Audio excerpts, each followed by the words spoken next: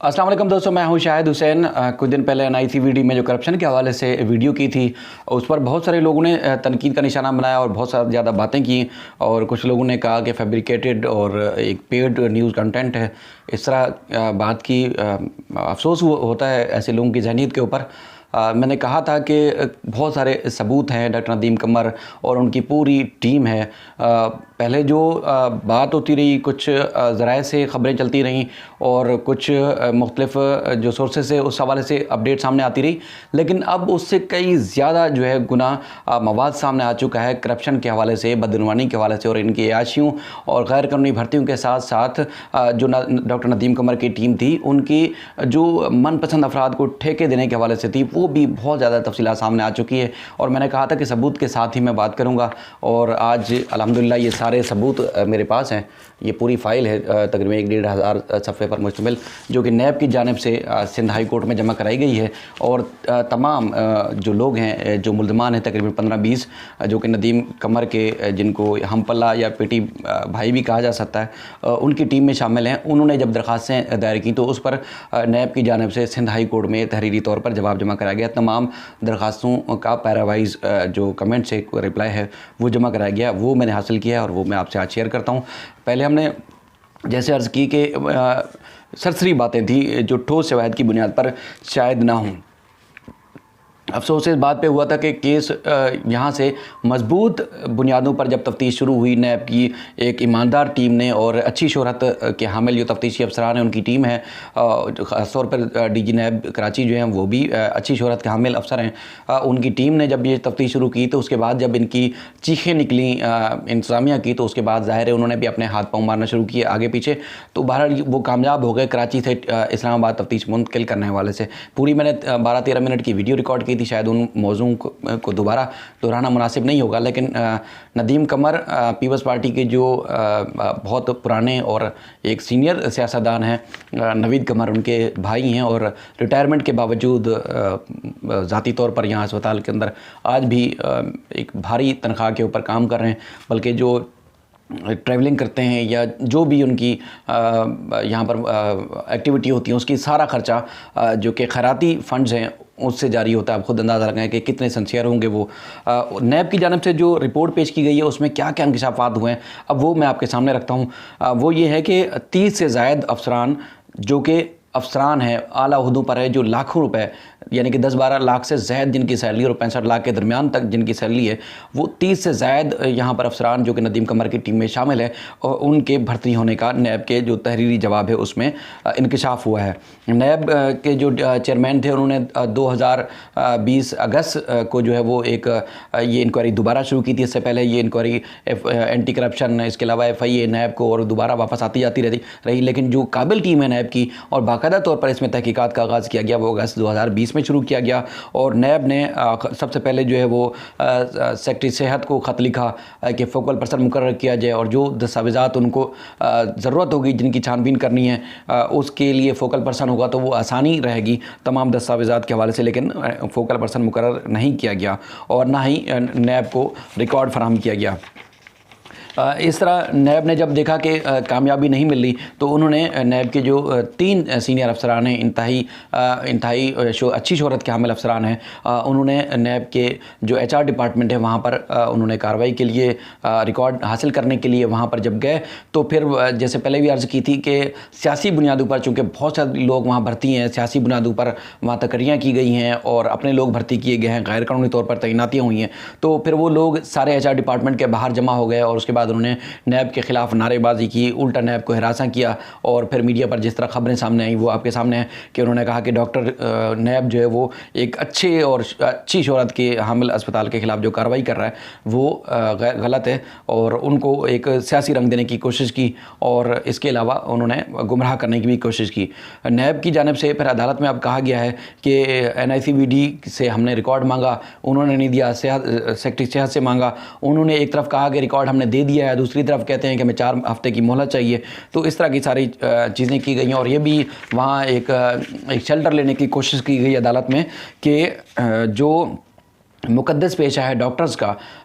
उसके खिलाफ नैब इंक्वायरी कर रहा है, लिहाजा ये गलत है, इस तरह नहीं होना चाहिए। अब खुद देखें, डॉक्टर करप्शन कर सकता है, गलत काम कर सकता है, लेकिन इनका कहना है कि डॉक्टरों के खिलाफ नैब इंक्वायरी जो है वो नहीं कर सकता। हालांकि जो इंक्वायरी अभी जो जारी है वो एग्जीक्यूटिव डायरेक्टर हैं जिनकी गैर कानूनी तौर पर इंतजामी मामलात में तकर्री हुई, इसके अलावा गैर कानूनी और भी भर्तियाँ हुई, उनकी तनख्वाहों जो इजाफी तनख्वाहें वसूल कर रहे हैं उस हवाले से, और ख़ास तौर पर जो किक बैक और कमीशन और इसके अलावा जो करप्शन की मद में रकम वसूल होती है उसमें नैब जो है तहकीकात कर रहा है, ना कि किसी डॉक्टर या मुकद्दस पेशे के हवाले से कर रहा है। अब ख़ास तौर पर बात आती है कि सिंध हुकूमत ने तकरीबन 30 अरब रुपए से ज़ायद 32 अरब रुपए के करीब जो है वो NICVD को जारी किया 2014 और 2020 के दरमियान। अब 15 अरब रुपए, आप हैरान होंगे, 15 अरब रुपए से ज़ायद जो है रकम डॉक्टर्स, ऑफिशल्स, इसके अलावा जो मुलाजमीन हैं उनकी तनख्वाह की मद में ख़र्च किए गए। और इसके अलावा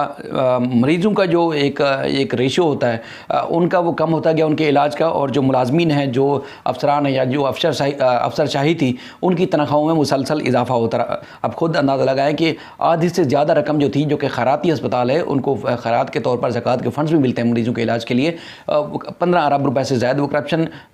समझ लें या वो तनख्वाह की मद में जारी हो गई। अब जो डॉक्टर नदीम कमर हैं, उनकी दीगर जो इंतजामिया के लोग हैं, वो उनकी होटलों में मुख्तलिफ जगहों पर रिहाइश, इसके अलावा होटलें, गाड़ियों का किराया, होटलों का कमरे जो बुक कराते हैं, उस हवाले से भी नैब की जानिब से बताया गया है कि उसका किराया भी इस खैराती अस्पताल के जो फ़ंड से उसमें जारी किया जाता था। उसके अलावा जो नैब का कहना है कि मुल्ज़मान को चूँकि उनके ख़िलाफ़ एक आला सतह पर और एक शफाफ अंदाज से तहकीकात की जा रही थी, तो मुल्ज़मान ने नैब को जवाब देने के बजाय इन्होंने अदालत से रजू कर लिया और उसके बाद अदालत को भी उन्होंने गुमराह करने की कोशिश की। नैब की जानिब से अब ये भी कहा गया है कि मुल्क और सूबे की आवाम को जो इलाज फराहम करना है वो अच्छी बात है, लेकिन जो करप्शन और इसके अलावा इस तरह के जो इलाज करने की आड़ में करप्शन और कौमी ख़जाने को जो नुकसान पहुँचाया जा रहा है उसकी इजाज़त कैसे दी जा सकती है। ये बड़ी अहम चीज़ें हैं। और अब वो वाली बात जो मैं पहले आपसे अर्ज़ कर चुका हूँ कि तकरीबन जो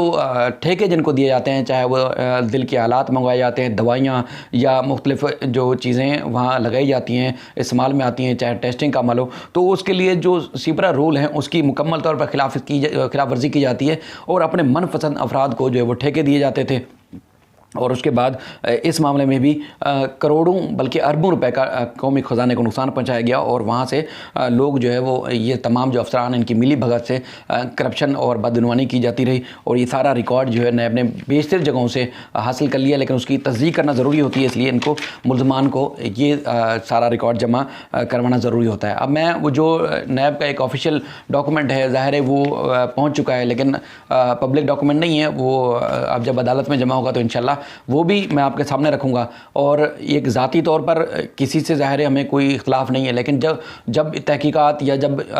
करप्शन की आड़ में जब लोग इस तरह की हरकतें करते हैं तो ज़ाहिर है हमारा काम है कि शफाफ और साफ़ तरीके से लोगों को आगाह करें। और मैंने पिछली वीडियो में भी कहा था कि एक माफिया के तौर पर जो NICVD के जो मुलाजमीन हैं या उनके लोग हैं, वो एक जिस तरह मुख्तलिफ एजेंसियों के इंटेलिजेंस के लोग जो है वो किसी का पीछा कर रहे होते हैं, इसी तरह एक दो दफ़ा जब वहाँ FIA के हवाले से केस लगा हुआ था, वहाँ पर भी 3-4 किस्म के लोग आए, खुद को मीडिया का नुमाइंदा जाहिर करके मुझसे मालूमात लेने की कोशिश की, हिरासत करने की कोशिश की। इस तरह जो डॉक्टर तारिक शेख साहब हैं उनके ख़िलाफ़ भी भरपूर मुहिम चलाई जा रही है, जो कि नहीं होनी चाहिए। अगर साफ़ और शफाफ और इतने ध्यानदार लोग हैं तो फिर वो मुख्तलिफ हथकंडे क्यों इस्तेमाल कर रहे हैं? फिर उनको इलाज करने के बजाय वो फिर मुख्तलिफ लोगों के ज़रिए पुलिस से और मुख्तलिफ लोगों से उनकी ज़िंदगी अजीरन क्यों की है? ये बड़ी हैरान कुन बात है। अब जो इस सूबे से, इस शहर से, इस मुल्क से जो लोग मोहब्बत करने वाले लोग हैं वो इस मामले के लिए काफ़ी परेशान हैं कि सिंध गवर्नमेंट को एक साफ़ और शफाफ और अच्छे अंदाज से तहकीकात में तावन करने के बजाय उल्टा इनके हवाले से आला सतह पर ज़ाहिर बात हुई होगी, केस यहाँ कराची में चलने के बजाय इस केस को अब मुंतकिल कर दिया गया है इस्लामाबाद। अब शायद अगली एक दो डेट पर ये जो केस है बाकायदा तौर पर मुंतकिल हो जाएगा, लेकिन मैंने वादा किया था कि ये सबूत, ये अभी मैंने बिल्कुल एक शॉर्ट में जैसे पढ़े, लेकिन और भी बेशुमार चीज़ें, मतलब एक अगर पेज में आपको पढ़ के सुनाऊं तो बहुत ज़्यादा मवाद है इनके हवाले से, जो खैराती अस्पताल में मरीज़ों का इलाज करने के बजाय वो करप्शन और बदउनवानी की नज़र हो रहा है। अब खुद अंदाज़ा लगाएं कि एग्जीक्यूटिव डायरेक्टर और इस तरह बड़ी आला सतह की पोस्टों के ऊपर 30 से ज़ायद लोग जो हैं वो गैर कानूनी तौर पर भर्ती किए गए, तो आप अंदाज़ा लगाएं कि ये किस तरह मुहब वतन होंगे। और क्या इनके मुतबादिल या कोई और आला लोग नहीं है, आला तालीम याफ्ता पढ़े लिखे तजर्बाकार लोग नहीं हैं जिनको इस अच्छे अस्पताल में रखा जाता और मज़ीद इसको बेहतर कराया जाता। अब 15-30-32 अरब रुपए जारी हुआ इस मामले में, और 15 अरब रुपए से ज़ायद की जो रकम है वो तनख्वाह की मद में जारी हो गई। तो खैराती अस्पताल का ये हशर नहीं होता, बल्कि आवाम और सूबे की आवाम, शहर की आवाम, इस मुल्क की आवाम की खिदमत के लिए बनाया गया था, तो उस पर ज़्यादा तवज्जो दी जाती तो ज़्यादा बेहतर था। उम्मीद करते हैं कि कराची से जब ये केस इस्लामाबाद मुंतकिल हो चुका है, जो तासुर दिया जा रहा है या तासुर मिल रहा है कि मुल्ज़मान को फ़ायदा पहुंचाने के लिए जो है वो केस मुंतकिल किया जा रहा है या हो चुका है, लेकिन हम यही तवक्को रखते हैं कि नैब का जो नारा है कि करप्शन के ख़िलाफ़ भरपूर कार्रवाई करनी है, तो चेयरमैन नैब इस मामले पर तवज्जो देंगे, और जो वफाकी हुकूमत है वो भी इस मामले पर ख़ास तौर पर तवज्जो देगी। किसी को NRO नहीं देगी। अगर केस बनता है, जो इल्ज़ाम है, जो दस्तावेज़ात सामने हैं, जो रिकॉर्ड सामने हैं, तो उस मुताबिक की कार्रवाई होगी, ताकि कोई और फिर इलाज या एक मुक़द्दस पेशे के आड़ में वो करप्शन ना कर सके, वो बदगुमानी ना कर सके, वो किसी के साथ नाजायज़ ना कर सके। फिर किसी और वीडियो के साथ आपकी खिदमत में फिर हाज़िर होंगे। तब तक के लिए अल्लाह हाफ़िज़।